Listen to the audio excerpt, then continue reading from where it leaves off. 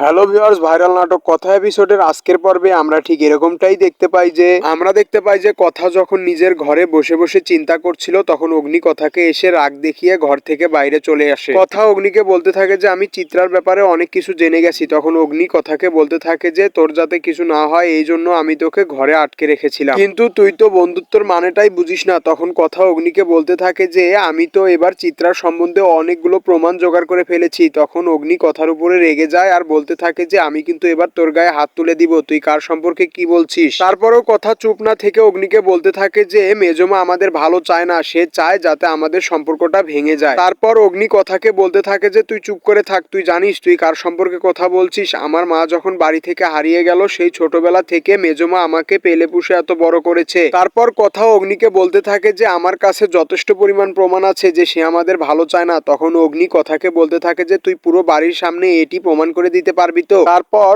অগ্নি কথাকে নিয়ে বাইরে আসে এবং বাড়ির সবাইকে ডেকে বের করে। তারপর অগ্নি চিত্রাকে জড়িয়ে ধরে এবং বলতে থাকে যে কথা এসব কি বলছে, আমি জানি আপনি এসব কিছু করতেই পারেন না। সো ভিউয়ার্স, এই ছিল আজকের কথা এপিসোডের ভিডিওটি ভালো লাগলে আমাদের চ্যানেলটিকে সাবস্ক্রাইব করে রাখবেন। ধন্যবাদ।